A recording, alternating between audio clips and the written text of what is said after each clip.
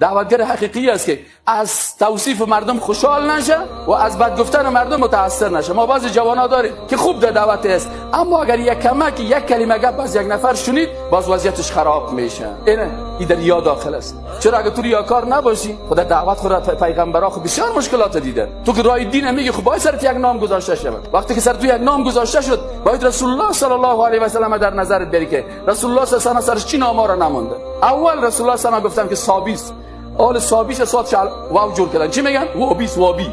رسول الله صلی الله علیه و گفتن ساحر است، مجنون است. والا یک کافر مدینه بو کافر مسلمان شده بود. گفت ما فهمی جاهلا را دلیلش فهمیدیم که یا جاهل هستن. گفت چرا؟ گفت ما به خاطر از این فهمیدیم که گفتن که پیغمبر دروغگوی است و باز گفتن دیوانه هست.